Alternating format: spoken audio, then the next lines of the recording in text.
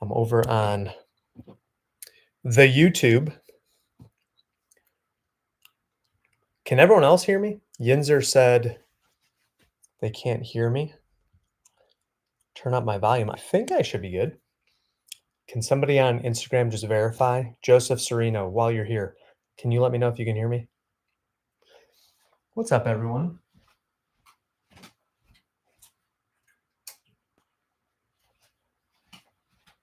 Let's start that waterfall of wonderful, the positivity parade. Get some gratitude going. We're here every week to provide accountability for fellow neurodivergent folks and neurotypical alike to get some tasks done. Chances are you're probably avoiding something, and whatever that something is, we'd love to help you get it done.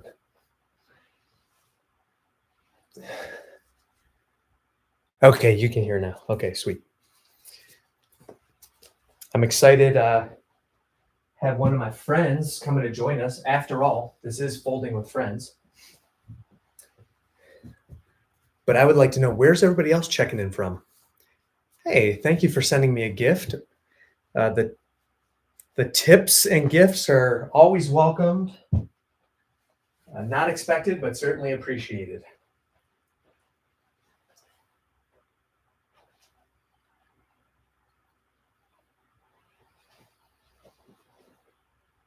So here on Folding with Friends, what we like to do.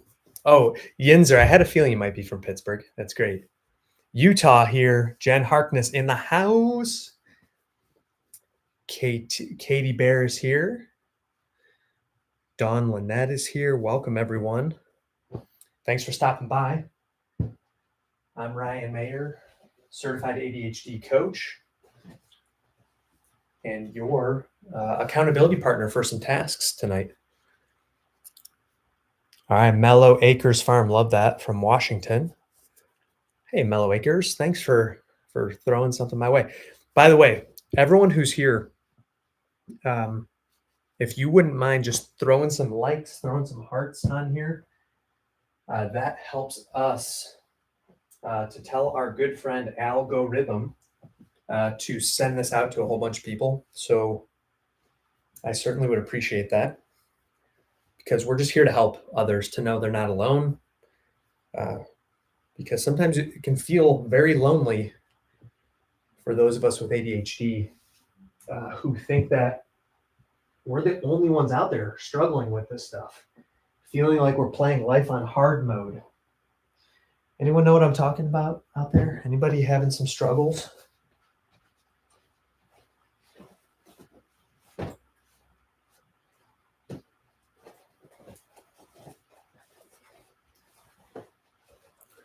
Yeah, we're here every Tuesday, 8:45 p.m. Eastern.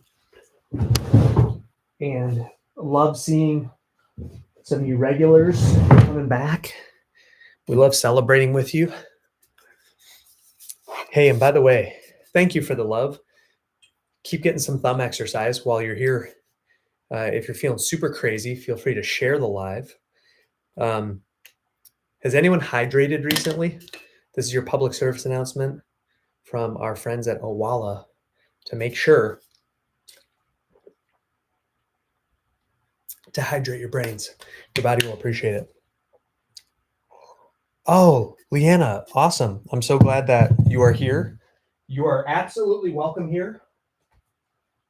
This is a safe place, and that's one of my jobs as a coach, is to create safe spaces for my clients to just be able to be their authentic selves, because it's hard for us neurodivergent folks out there in a sometimes not so neurodivergent friendly world.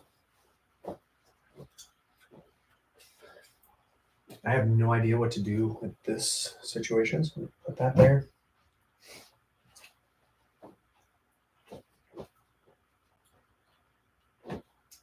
My wife will be joining us here soon. But in the meantime, I'll be your captain for this accountability partnership.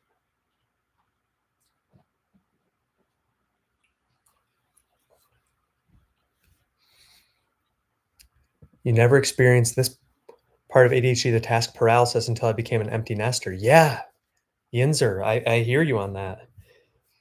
I think this is a good time for me to mention we have a digital community. It's free to join. So you can join through my profile. Would love to have as many of you join as possible, because the more people we get in there, the more support that we can get for you. Because we have accountability partners that are helping each other out every single day.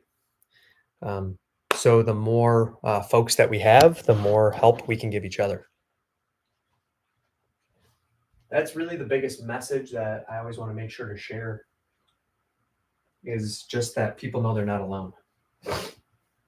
Because for many years, especially during my corporate journey, I really struggled with this, and a lot of negative self-talk and self-sabotage and all kinds of things like that. If you can relate, let me know in the comments. And also, let's start things on a positive note. Would love to have you share in the comments something good that has happened to you so far this week. Oh, you're welcome, Leanna. Same here. Empty nest thing went off the rails. Train crash, haven't recovered. Well, Jen Harkness, you're in the right place. We're going to get that train back on the tracks, because we are all little engines that can. Little engines that can. We can do this. And especially when we work together, it's amazing what we can do. For example, tonight, I know I would not be doing my laundry if it wasn't for all of you. So you're my accountability partners, and I would love to know what you want to work on, because you could have me on in the background. You can get something done if maybe you've been delaying on it. So let me know, what are you going to work on? Lee Dixon's here, Sadie Maid, Kathy Smith. Oh, and Amelia says the Patreon is an amazing group of people. Thank you. We've got I'm a Geek here. Love food, love life. That's a great name, by the way. So glad you're here. Jackie Rogers, welcome. So if you're just getting here, would love to know, where are you tuning in from, and what is something good that has happened in your life so far this week? Okay, I'll start. For me, it was having some people from our church over for dinner tonight. Actually, we had two different couples over, 2 different nights already. And that was great. Just getting to know new people. I think for me, since I work remotely, it's always nice to meet new people in person, because my coaching practice is 100% remote. So that's my good news. How about everyone else?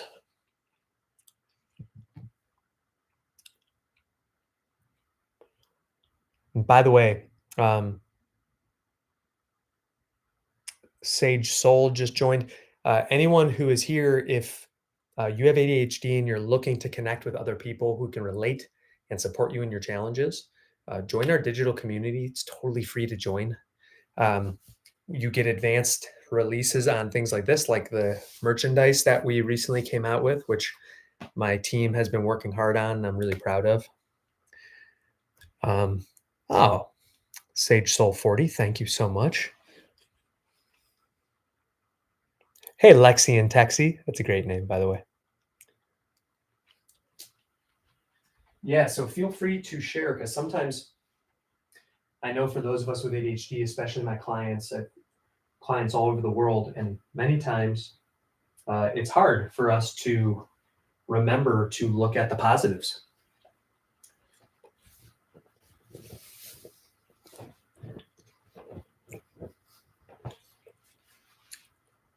And if you're just arriving, we're so glad that you're here. Welcome. I'm Ryan Mayer. I'm a certified ADHD coach, and been doing this for the last 5 years. I've become the resource that I so badly needed but couldn't find. when I was in corporate. So if I can help you in any way, that is literally my life's mission.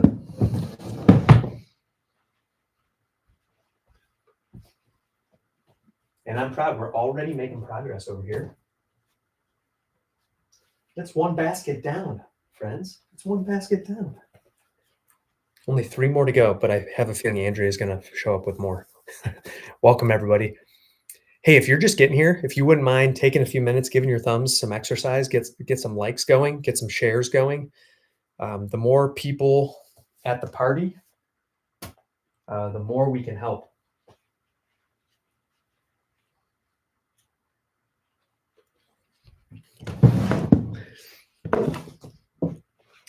This is also your time to get my coaching absolutely for free. So if you have any questions related to ADHD, or if you have any topics that you would like my team and I to make to create some videos about, this is a wonderful time to make those suggestions.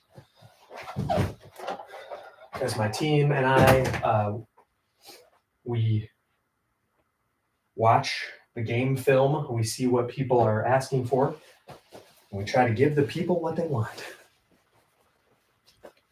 Thank you so much. Yes. Thank you, Jen. Jen, you're incredible. All right, so here we go. Deb asks, how do I help my teen learn how to motivate herself? So Deb, tell us more about that because we'd love to help you and your daughter in any way that I can. So what are you looking to motivate her about? Maybe schoolwork, or what is it that you're trying to get her motivated to do? That'll help me to tailor my advice, because that's what coaching is all about. Like, it's not definitely not cookie cutter. It's very much customized to the situation. So I want to make sure I understand that, and then I'll do whatever I can to help.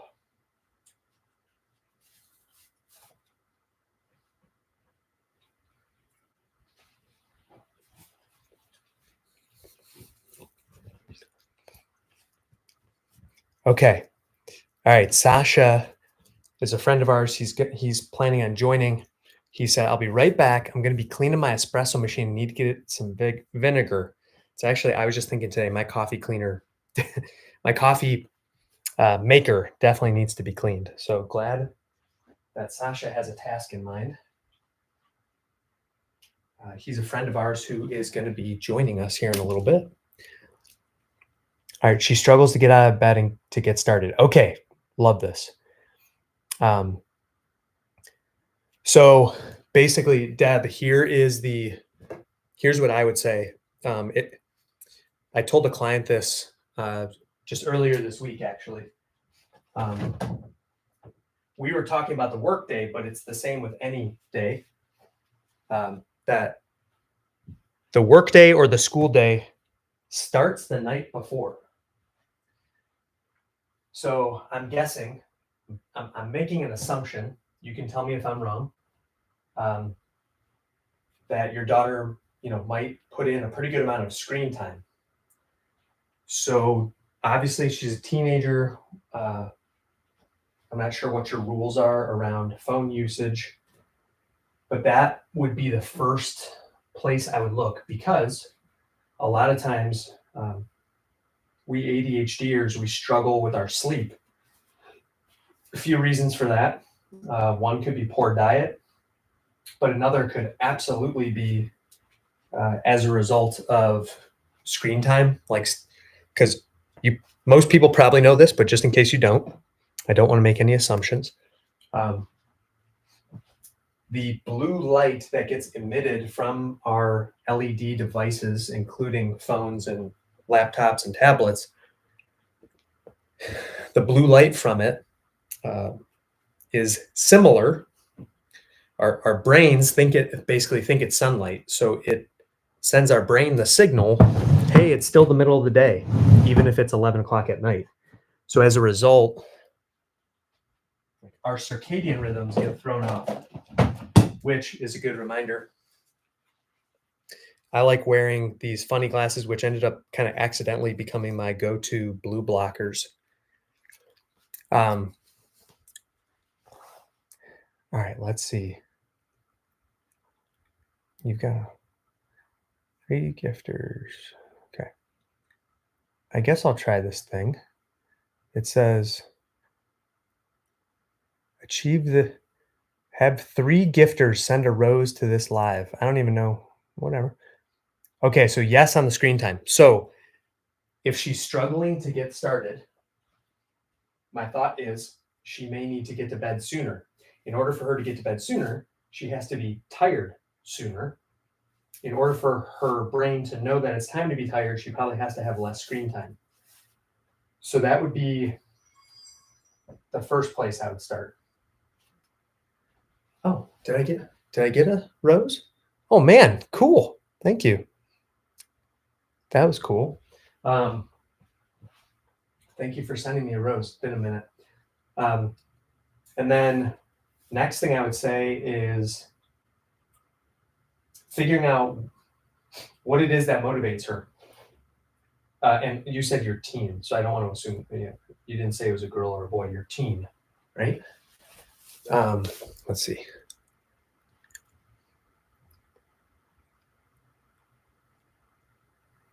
Attitude, gratitude. What's up, attitude, gratitude? So glad you're here. Hey, thanks everyone for sending the gifts. Tom42, welcome. Lori says, Lori Hot Mom says, if you really want her to be motivated, get a thing of water and stand over her. Oh my gosh, that's hilarious. She struggles. Okay, yeah, she struggles. So it is a girl. What's up, Susie Terhune? Welcome. Yeah, so figure out what does motivate her. Besides holding a jug full of water, which that's actually pretty funny. What other ways could you motivate her? As far as ways to wake her up, you could play some of her favorite music. Just play it real loud. You could offer an incentive. Hey, if you're able to get out of bed on time 4 out of 5 days of this week, here's a reward or something. I don't know. Try to get some kind of incentivized, gamify it a little bit. Because really something to think about is really what's in it for her. Because something to think about is our brains, when we have ADHD, we are always starved for dopamine. So we're chasing the dopamine. So what does that mean? We're always going to be looking for something that stimulates us, and our phones are a never-ending stream of that. So as a result, I'm going to say most teenagers probably aren't leaping out of bed to go to school. They're not super excited. So because of that, she's like, all right, well, I could go to bed and be ready to wake up early or for school, which I'm not really excited about. Or I could instead scroll on my phone where I think I'm going to find happiness, but I'm definitely going to get dopamine. Let's see. So Sag Soul 40 says, I also focus on what I'm excited about for the next day to help motivate me. I have to trick myself. Yeah, 100%. And then I know that for me, one of the things I do to motivate myself in the morning, it's not necessary. Well, it is to wake up, is I like playing basketball. And I'm, part of a group that we do like pickup basketball, and all of us count on each other to be there. So I have that accountability. So I'm wondering if there's some kind of accountability that you might be able to work into it also. Like maybe a friend has to come pick your daughter up to go to school. And so, sure, I'll let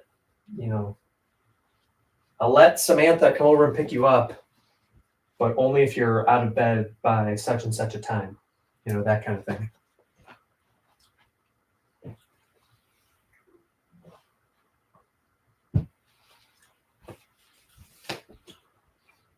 I'm just throwing ideas out there, but another one that just came to my mind was if there's a kind of breakfast she really likes, maybe you could say, hey, I will cook you that thing that you want, but you're only allowed to have it if you get out of bed on time. Because I remember when I was younger, I used to always, my mom would yell up the stairs, Ryan, time to go to school. Are you up? And I would say, yep, I'm awake, and sound like super awake, but then I would just blatantly be lying because I wanted to sleep in. Because I probably stayed up too late the night before, doing things I waited to the last minute to complete. And that was before cell phones even existed. If not existed, but smartphones didn't exist when I was in high school, which is funny to say. But yeah, if smartphones were around when I was in high school, that would have been dangerous territory. Because anybody who has ADHD, it's like a dopamine slot machine. There are also, Deb, this might be a good one. On my profile, you can find links to my Amazon storefront, and I use this phone jail where you can literally lock your phone in this little jail and set it for a certain amount of time. So maybe you could put her phone in a jail. Perhaps that would help. I don't know. Hey, everyone who's here, thank you so much for liking the live. If you're just joining us, I'm Ryan Mayer. I'm a certified ADHD coach. But more importantly, tonight, I am your accountability partner to get some tasks done. I'm trying to get our laundry done. We've got about 35 minutes left, so I'm trying to beat the clock, which is another way, having that urgency, getting to see that visual timer from Time Timer, if you're not familiar. There's also links to that in my profile.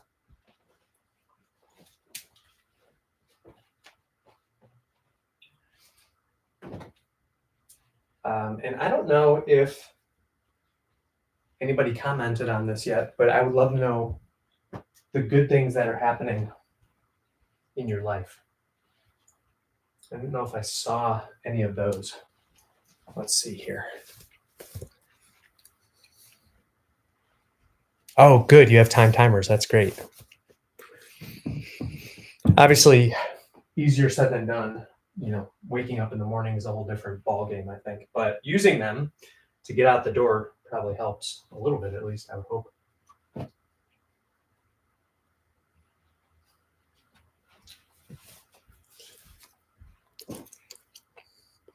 Deb Paz is here. What's up, Bev? Irma Contrades is here. Wall Turkey's here. Forking Good Drubs is here. Hey, Parker Munson. Michelle Lundy, welcome. Tell her if she wants to go see her boyfriend, she better get up every day. Lori, hot mom, I like your ideas here. This is funny.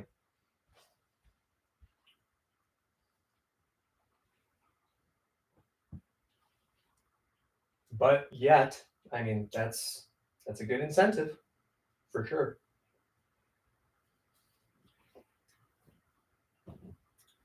We are here. I'm in tropical Cleveland, Ohio.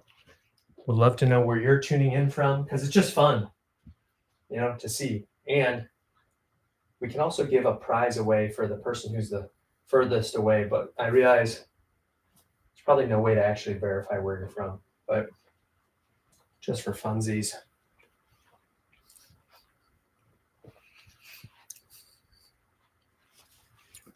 Minnesota for Lori. That's great. So glad you're here. MJ, welcome. And we're hoping to have a guest here soon. Deb's from hot Florida.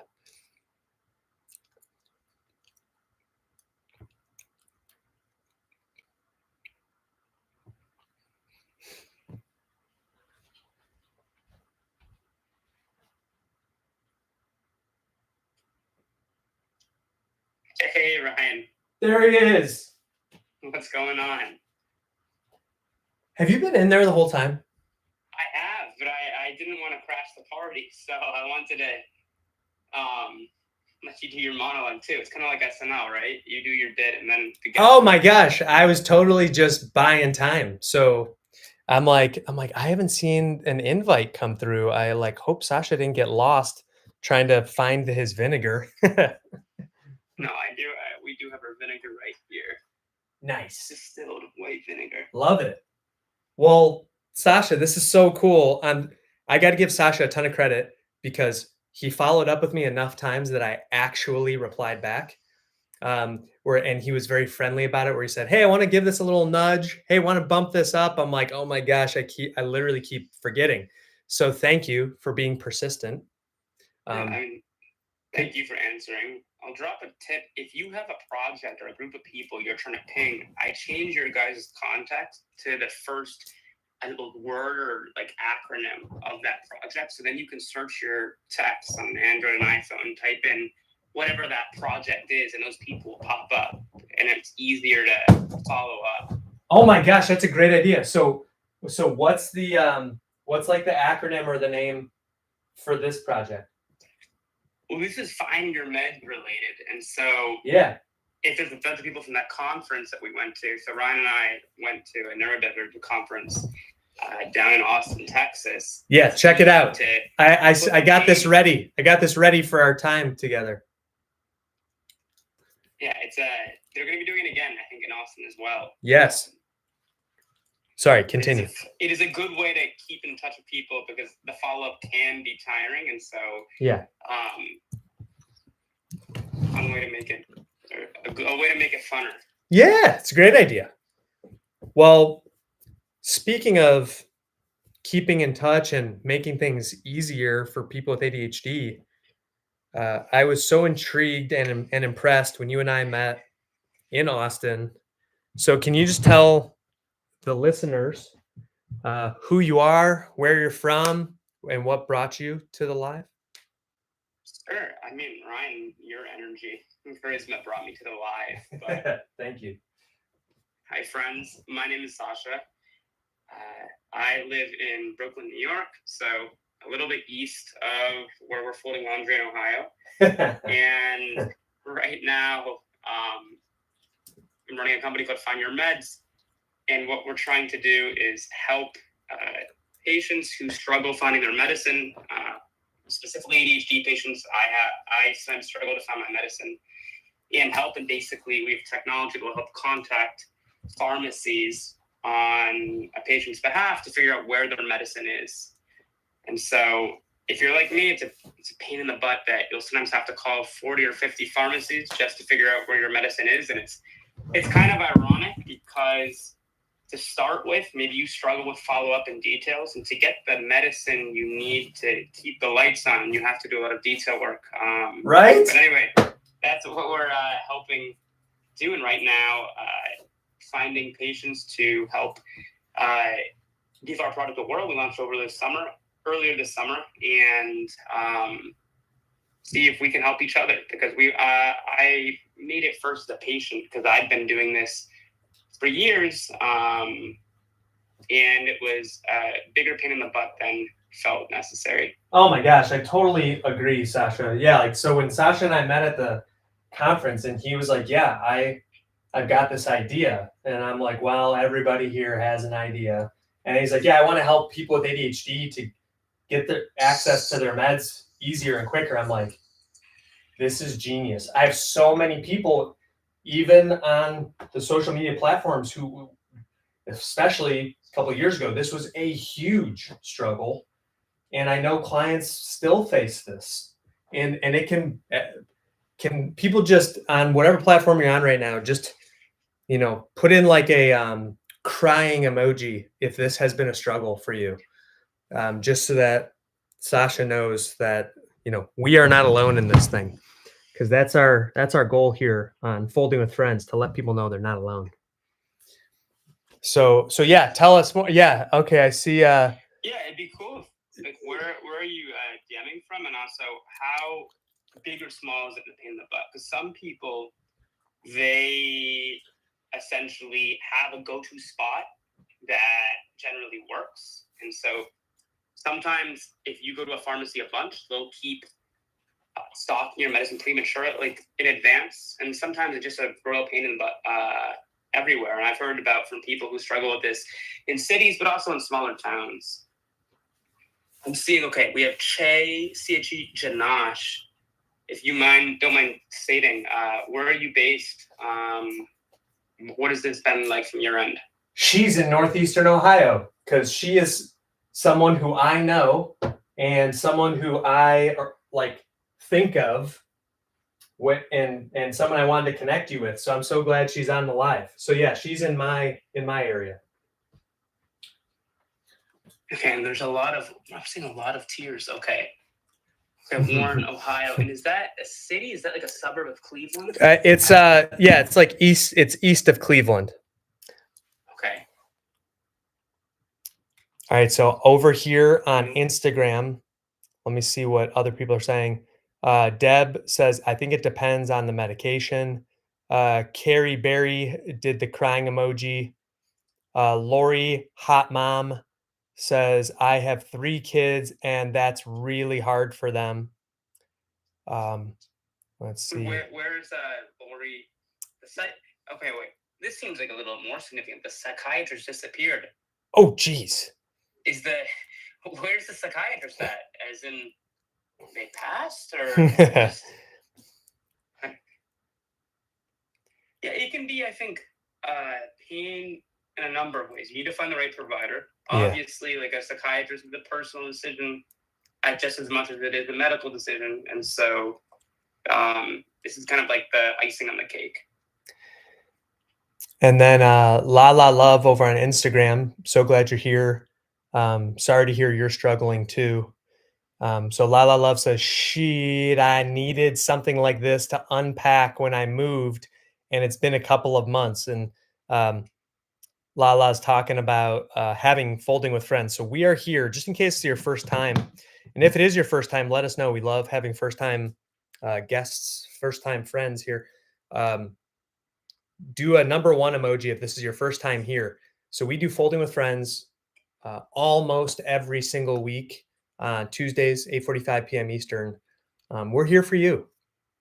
Oh yeah. So Shay Jen Ash said they went to a different practice without notice. Yeah. And so, Shay Jen Ash, did you keep taking medicine or find a different provider, or did you decide it just wasn't worth the effort to track that down? So I know once you build a relationship with a provider, it's a lot to go out and find another one. Well, and I'll be sure, Sasha, to get you connected. Yeah, sure. I would love to. Yeah. And maybe help people understand that might be listening on the various platforms right now. So how would it work? Because you said, you're still kind of developing this thing. It's all there. It's ready. I mean, on the front end, so basically on the website, if anyone's used GoodRx to look up the price of their medicine, we basically take your name. We're going to look for pharmacies near you, your email, and then we have a list of medicines that you can easily choose from. And basically, you type in, because I know some of these chemical names can be long and complicated. We will match, if you kind of like Google, right, where you type in the first 5 letters of something that knows what you want. We do that, thank goodness. Find your medicine, and you can tell us. And also, we have the relevant information around stuff like what dosage is it, what form is it, because these medicines can vary one form from another. Sure. Is it a pill or is it liquid? Is it this or is it that? And so you input that information, and then you go out and you tell us, hey, can you find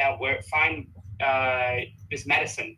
And so we know, just like when you make an account for social media, you tell us where your zip code is. So then we start calling pharmacies around you and go, oh, hey, Ryan, we found that medicine B that you weren't able to find. It's at the CVS on on Main Street here. On And why don't you have your on doctor? on Ridge and Wallings. That's like right by my house. Yeah, so that it's on Red and Wallens. Yeah. So then there's two options. We can share that directly with your doctor, because the way it works usually is once the patient finds out where their medicine is, obviously they're not a medical professional, and so their doctor is the one that actually has to send that prescription over, but the doctors is either trying to save lives. And so usually the patient goes, "Hey, Dr. Ryan, I found my medicine. It's at the CVS. Can you send it here?" And Nice. so Okay. we provide that information, and then you and your doctor can be off to the races, and you can spend more time folding your laundry than thinking about where on earth am I going to get my medicine this month. Wow.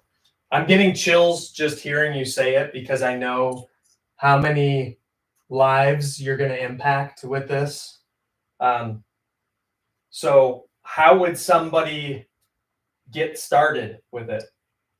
You would just go to findyourmeds.com, and it's like the high school instant messaging spelling, and make an account. Or if you really want to, email me, sasha@findyourmeds.com, still the same spelling, and tell me what you're looking from, where you're based out of, and we can help you out. Amazing. Yeah, and then I'm just interested because I know my perspective on the problem, but I'm just one patient of many. Yeah. And I've lived in a couple places, but obviously not all 50 states, and a lot of people are struggling through this from different vantage points. Totally. Well, I would love to know kind of what's your journey been like, Sasha? What's led you to do this? Because it's always fun to just get to know people during our Folding with Friends time. I think like anything, I mean, let me put the question back on you.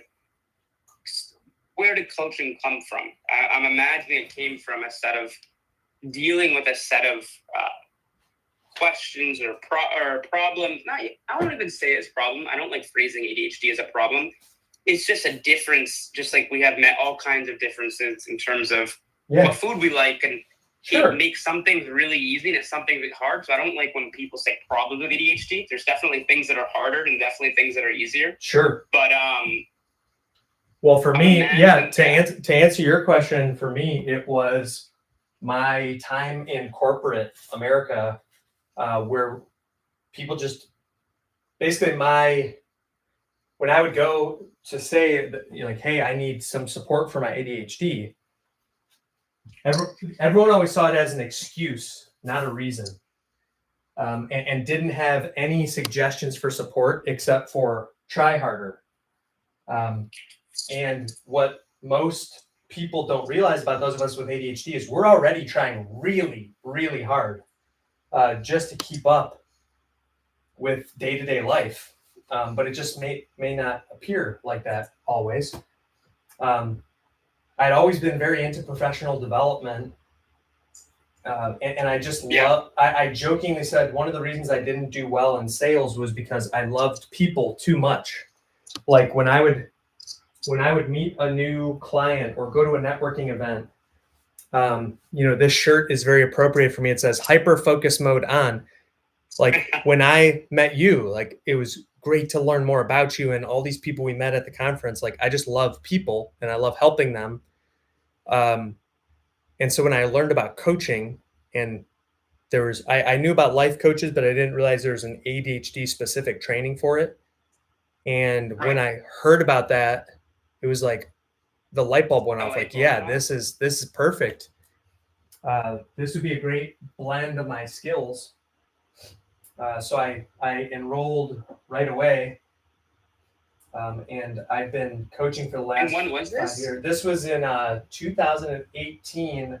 Was when I first, because I went to the International ADHD Conference because I was looking for support myself, just trying to figure out like what could I do, because I was just really floundering in these jobs.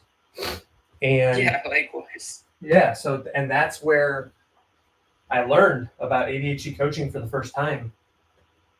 And it was ironic because I was coming back from that conference and was actually starting.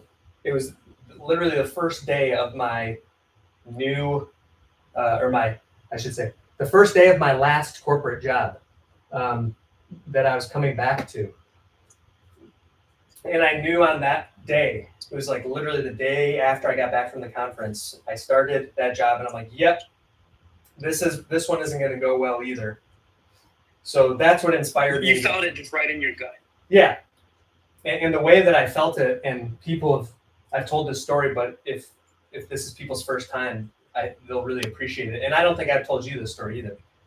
I don't think you have yet. So I'm just on this just absolute like high from coming back from the conference where I'm like, I felt seen and understood and validated for the first time in my life, where it was like, these people all get me. It was like, I can't make this up, people. Here's the chills right there. It's literally chills. Because I can remember standing in the lobby at registration, and this woman was next to me. We introduced, and I came to learn that she was on the board of directors for the whole conference. And I was like, oh, wow, she's a big deal. And I said, yes, my first conference, very ADHD thing. I forgot to write something on my business cards that I wanted to hand out. So last night I was up till 2 a.m. sticking little labels on my things about like where people can find me at. And she goes, oh, well, you already ordered your cards? I waited way too long. I didn't even order them. So I had to order them and ship them to the hotel. So I was like, at that moment, I'm like, oh my gosh, I'm home. So yeah, that's where I learned about ADHD coaching for the first time. So then here's the story. So then I go back home. I'm feeling so amazing. I'm like, man, maybe there is a way I could be successful if I can get support, whatever. And they're like, okay, Ryan, welcome to your new sales job. Here's your workstation. And Sasha, it was like from here to the timer, away from the walkway for the entire floor. And so all foot traffic went through there. Anytime anybody went to the bathroom, they were walking past the desk, and the printer was right where the timer is for the entire floor. So anytime anybody printed anything, it was going right by my head. So I was like, yeah, this isn't gonna go very well. It's a balance, because on one hand, I can see both sides. I think if you do have ADHD, it can be really frustrating because you put a heck of a lot of effort into getting somewhere. On the other side, if I would say I've taken my girlfriend's AirPods by accident, or something that person needs, that can be really frustrating and a pain in the butt to that person. Even so, they know it comes from a good place. But I can see both sides of the ADHD side being like, man, I'm really trying to do this thing, and sides that even are maybe more empathetic than a larger corporation, which might be less. Yeah. Saying, hey, but there's some things that I need, and so it can be a really delicate balance. I mean, my story, I got into tech. I mean, I struggled in school. I wasn't taking any medicine in school. I was smart enough to be able to get through, especially high school, and a lot of like cramming. Yes. And basically wasn't dealing with any of my learning things until I was really forced to. And so I tried doing computer science in school. I've been interested in entrepreneurship and tech. In college, I ran a DJing business. But I failed out of it in college. But afterwards, managed to go through a third-party school after school, and ended up working as a software engineer at Google, and then at Instacart as a product manager for these big companies that were interesting, but I'm not the best in larger companies. Yeah. And after layoffs, I was sitting at home, and I've been trying to job hunt for a while, and said, okay, you know what? Let me try to just make something. I'm not even trying to make money, but I'd like to do something small because I always feel better when I make stuff. So my first entrepreneurial thing was something out of a desperation. It was a Chrome extension called I Can't Spell. And so what it essentially is for also for ADHD people, we flag the typos that you would have in email that are not common words, but people's names or the name of like a place. So if someone has an interesting last name that maybe you're not familiar with, because it's almost more embarrassing to mess those up than to misspell like a table or something like that. If I don't get your name right and it's from a culture maybe I don't know. And so I started out with that. I didn't try to make money off of it. I did try to email the Grammarly. I said, hey guys, you should really, please take this for free. I want to have fewer people misspell things. They never answered my emails, but fast forward a little bit later, and Find Your Med started from just a personal problem of why am I spending hundreds of dollars on my medicine each month? Why am I calling dozens and dozens of pharmacies? And also curiosity in technology. Technology's evolved to make it easier to try to fix these types of things. And so it's a bit of my story and why I was attracted to this. I think emotionally, a lot of people with ADHD will relate to the fact that they're not trying to do anything that is causing too much chaos in their environment around them, whether that's your ability to work somewhere. And I think the medicine thing, it can feel like, no one's punishing anyone, but this system can cumulatively feel like, okay, we're going to make it a royal pain in the butt for me to find the medicine I'm taking that in no way am I abusing. I'm doing this to keep the lights on. I'm doing this to, when I leave the apartment in the morning for work, not to leave my stove on. And so, and that's, I'm so glad that you say that, because it reminds me of what I often will say about my clients if they're struggling at work, or if I'm talking to a corporate company about their employees. No one ever comes to work in the morning and says, you know what, I really want to stink at my job today. I just want to be a terrible employee. Like, even if somebody doesn't like their job, they're still going to at least try to be good enough that they don't get fired. So it's not that anybody's ever trying to cause problems, but to your point, it's just that the system isn't really built for us. It's kind of built the opposite. Yeah, it's complicated. I also come from the child of an immigrant family. My mom's Russian, my dad's American, and her side it's interesting. Is look, the system isn't necessarily to deal with the system. On one hand, the system is a neutral person. On one hand, I can look at the perspective of ADHD and say, gee whiz, this open office environment doesn't feel great. I really can't concentrate. I'm not making it up. I can't just try harder through this. And I can also see the side of, okay, not every system's going to be perfect. It doesn't mean there's no team. This is a bit of a tangent, but just a discussion about ADHD. Like, there's no team, we want to make it hard for Ryan to succeed. Boy, we're all rooting against him. We're all in a room and we're congregating to make this environment difficult for him. So it's also balancing that.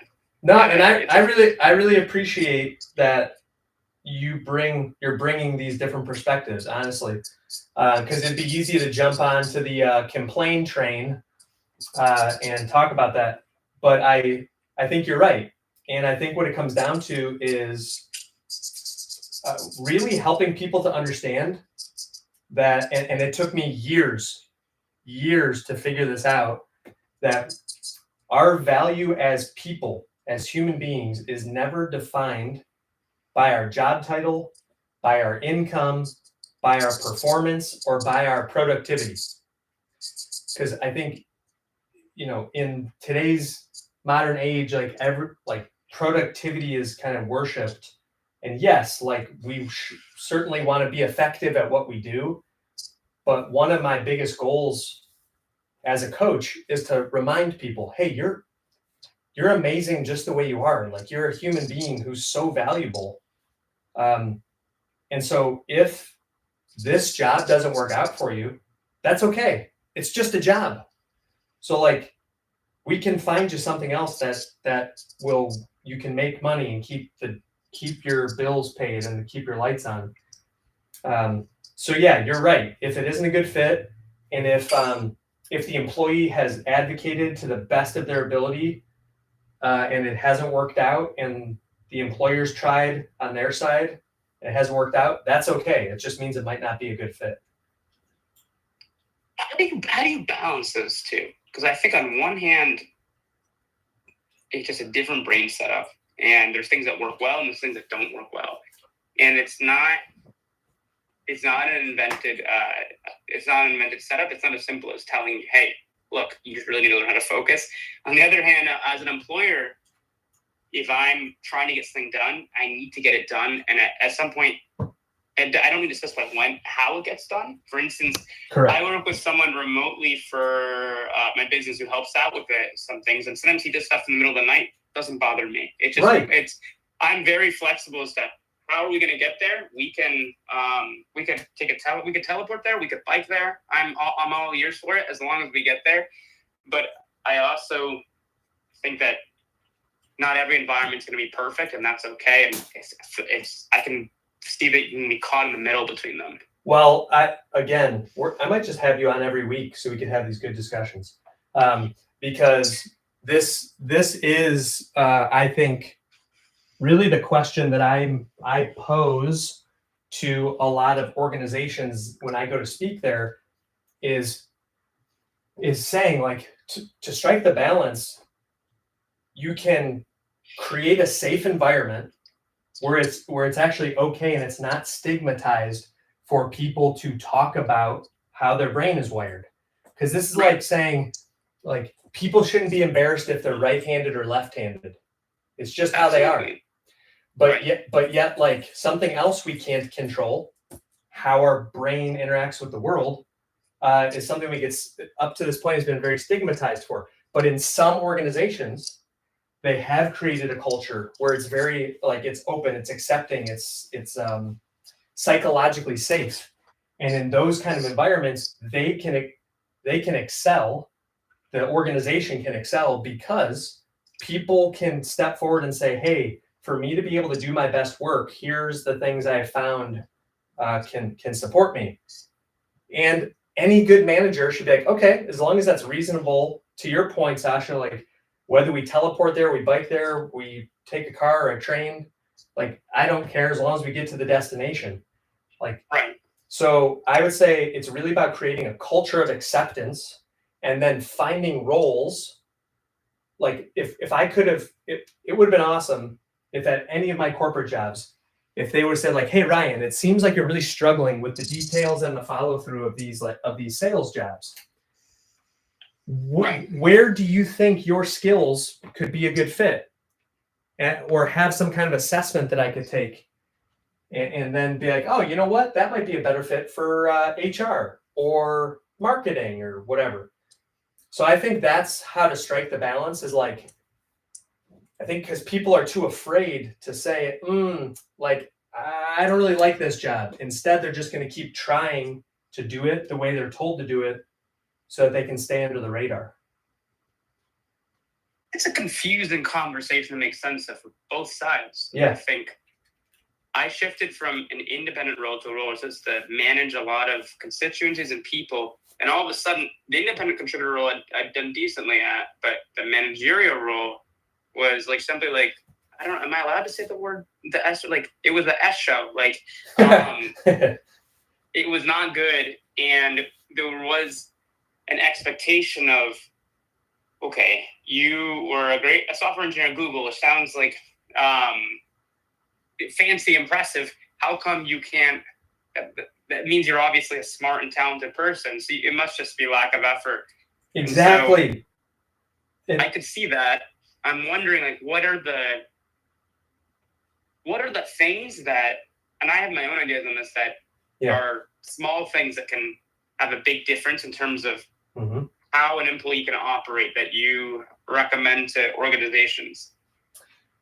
Yes. So I love that example. And in fact, I have a current client right now who is a senior software designer at a very well-known organization. And he has been approached multiple times about like, hey, we would love to have you in more of a managerial role. And most people are drawn to that because of the monetary, incentive that's, put along with it. Fortunately, my client is wise enough to know. He's like, yeah, I tried that back in the day, and that's not a good fit for me. It's best if I just do more of the individual contributor role. So I think it's a matter of, a lot of it is shifting the paradigm for organizational leaders to realize, all right, if someone's really good at their job, let them be really good at their job. It doesn't necessarily mean that they're going to be great at telling other people how to do it, because maybe they had to do it late at night, or maybe they had to hyper focus on something for a long time to get it done, and it's hard to teach that. So I think, So it sounds like go ahead. flexibility around like different expectations, trying to understand. I think neurodivergent people are especially fairly spiky. There's stuff they're great at, and there's stuff they're really not great at. 100%. I think flexibility about the environment, both the when and the where. If there's an office, I think can be useful. I'm trying to think about what else. Well, just to go back to your story for a second, was there any discussion with you about like, hey, we love the work that you're doing? Did they say like, would you like to continue doing that, or would you like to manage people? Like, how did that come about? I switched into a role that was just basically we'll call it a product manager for those of people in tech, where you're managing, and basically you're not a direct manager, but you're coordinating a number of groups of people. And away from being an individual contributor, in tech, there's the people at larger companies. There are the people who are writing code. Like if we're on Instagram right now, and so someone wrote the code that is splitting these two video windows, and essentially putting them like that. And someone's coordinating. They had to talk to. It was the person who coded this, and it was the person who designed this. The person who designed this screen and made the live button that color. Someone was coordinating all that stuff, and so I shifted to the role that was coordinating those things. And so I think in an organization, it's not enough to say, "Hey, I have ADHD." I think, which is what I did do that, but I think that I wasn't able to clearly articulate, "Hey, I have this thing. Here's how I could be helpful to you. Here's how you can maybe help me get there."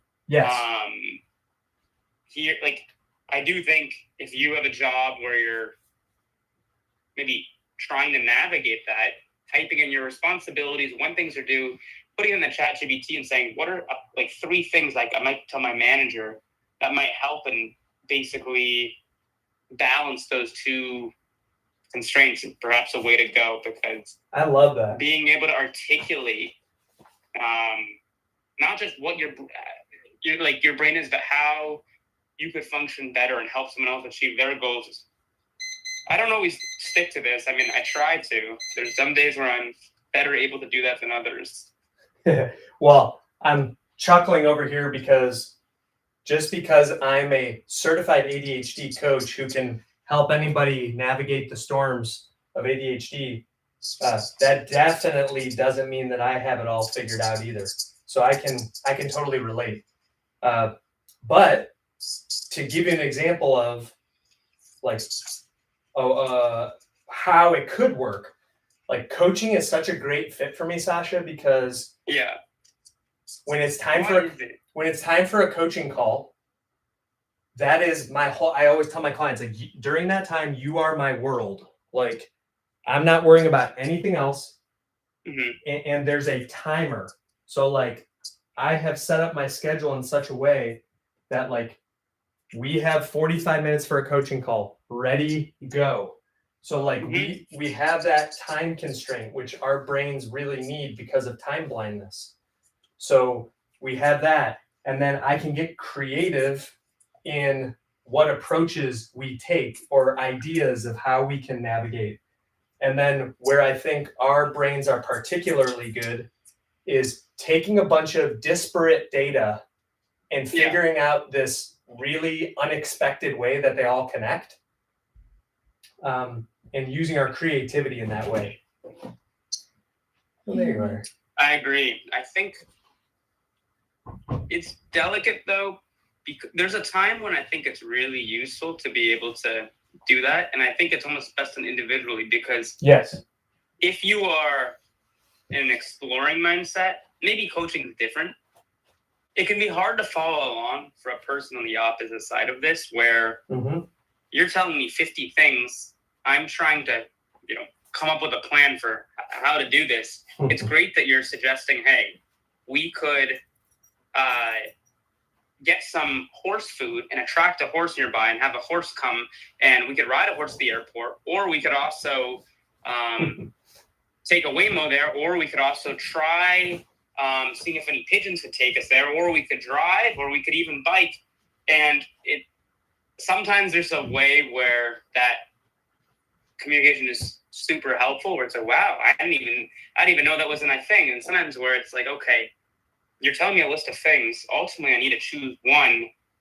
And I almost like to consider it as like something where, like, there's how I am internally and then how I present that externally. Yeah. And splitting between those two, where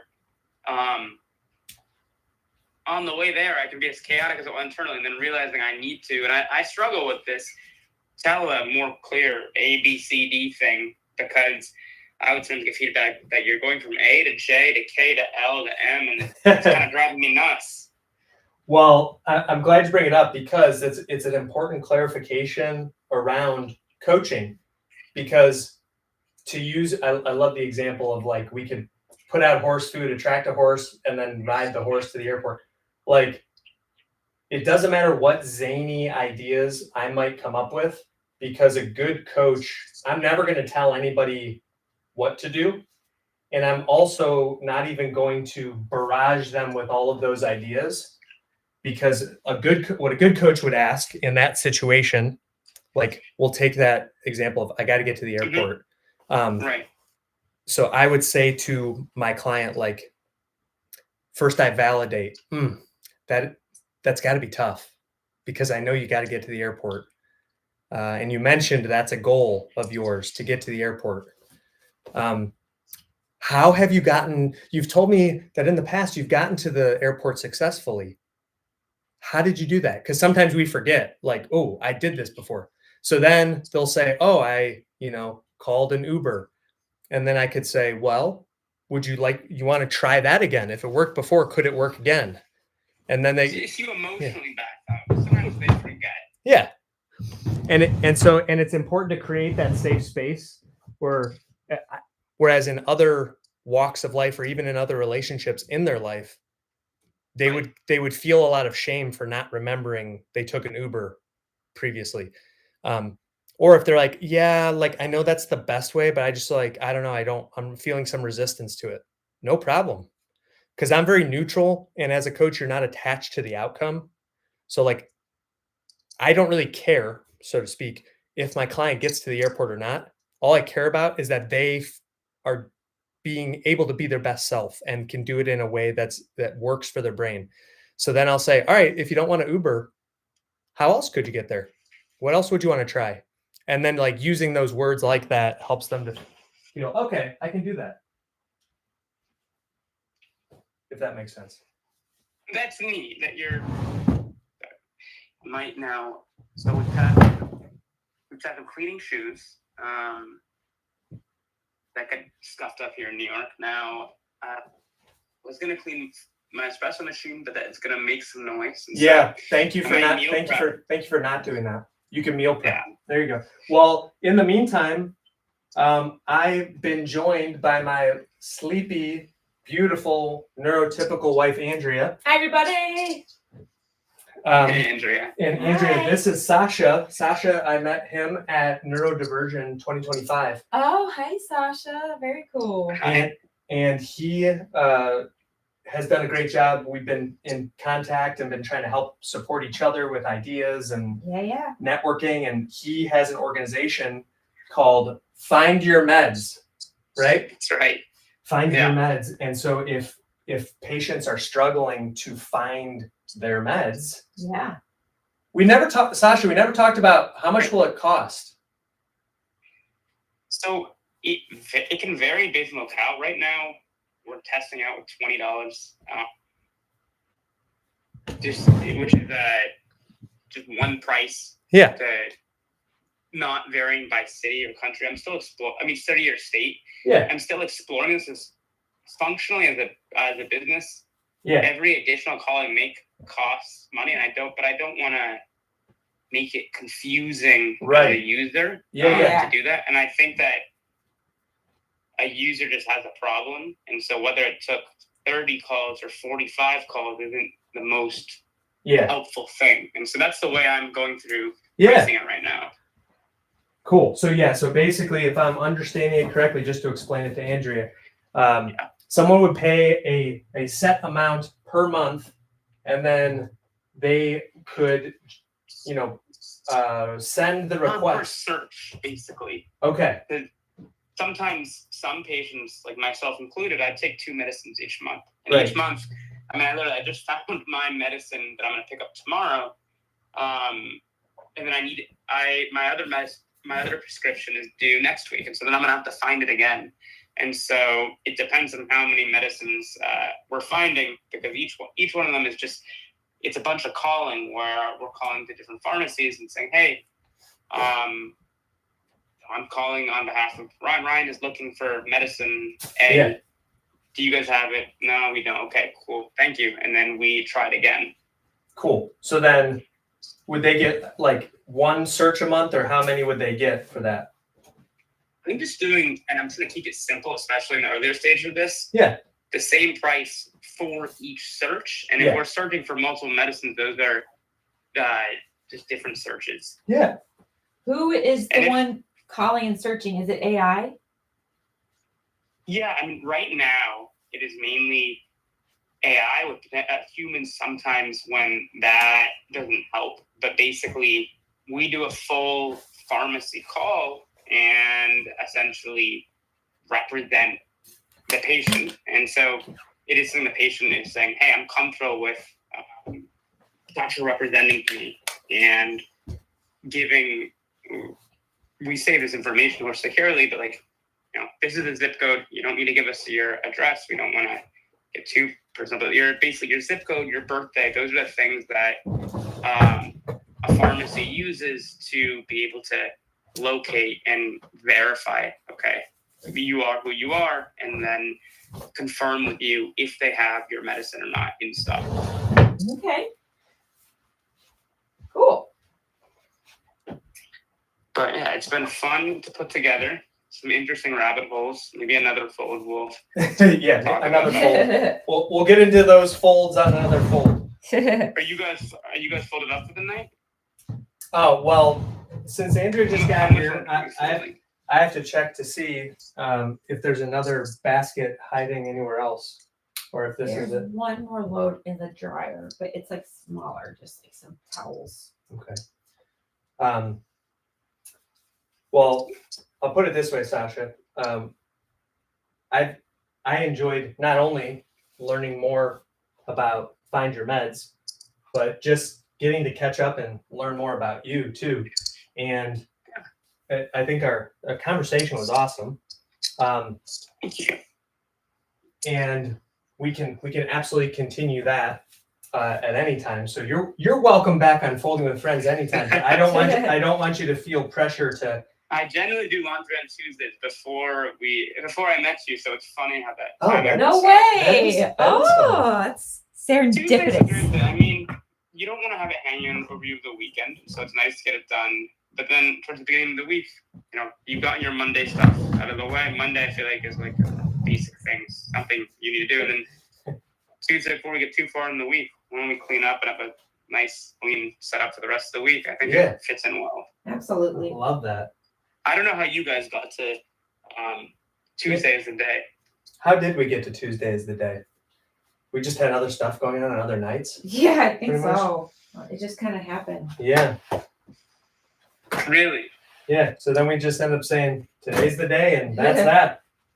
Yep. I mean, what's been happening with the business? I know you've been doing the coaching. I know there's other things that you're pursuing. Yeah. No, thank you. Thank you for asking.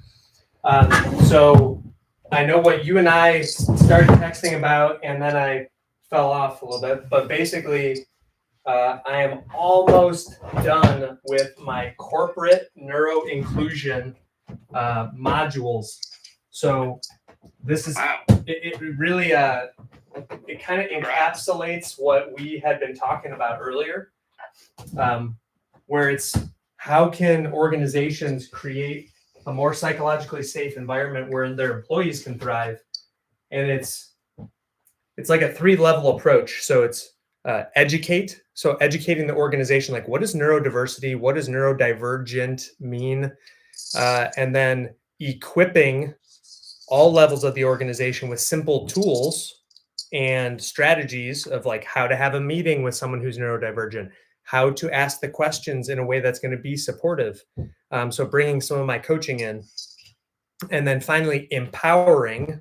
And again, this was something you and I were just talking about earlier, but empowering the employee to be able to advocate. So educate, equip, and empower. And now we're empowering them to advocate for their strengths and their needs and say, hey, I do my best work when I do it this way, to see if they can find a way to make that work. And then offering as a follow-up, coaching either one-on-one with some of the executive team or doing group coaching cohorts where people can then come and join my communities, or they could be part of like they can get a discounted rate where their employer pays for part of it. So yeah, it's an exciting time because we're just getting ready to kind of unveil that. And as you might be able to see, like I got the new merchandise coming out. So that's fun too. Wait, let's see the merch. That's the cool part. Because it's mirrored on Instagram. So it's hashtag ADHD. It's like mirror. So I'm like, and then this says hyper focus mode on. Yeah, okay, now I can read HYPRFO. Okay, got Mhm. it. I'm reading it all like backwards. Yeah. Yeah. No, not. It's like it's right Yes. to left. Wow. Yeah. So anyway, that's what I'm working on. And growing my team of coaches to help more people, since there's only one of me. How big is the team now? Congrats. Thank you. We currently have three coaches in addition to me, and looking to bring on 1 or 2 more. So yeah, it's coaches. Wow. Yeah. So it feels really good because I'm able to help other coaches to connect with clients. So that's like a lot of times the hardest part.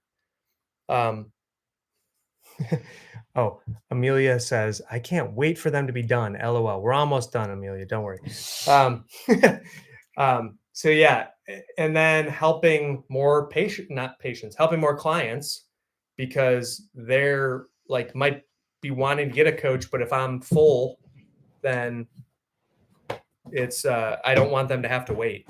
So now they don't have to. So it works out for everybody. Yeah. Andrea, anything you want to say to either Sasha or everyone else that's out there? Hey everybody, wanted to let you know that if you're struggling, you're definitely not alone.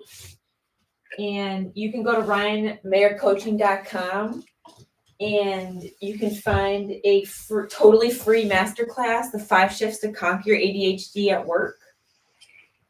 At the top of the page, Ryan put a lot of time and effort into it. It's really awesome. Grab that for yourself. And there's also some free guides on there as well on multiple different topics. So we're there to help you. You're not alone. And just take it one day at a time. That was very poetic. Thank you. Yeah, that was good. All right, friends, we've done it. We've conquered Mount Laundry. We'll be back here next Tuesday. Happy folding. See you guys soon. Thank you. We'll be All back right, next good, Ryan. Tuesday, Congrats everybody. on the release. Hey, thank you. And great to see you, brother. Thanks for Okay, being here. See you soon. Bye. Bye. Bye-bye. Oh, Amelia said, I can't wait for them to be done being the modules. Got it. Yes. LOL. All right, Sasha. Yeah. Peace out, brother.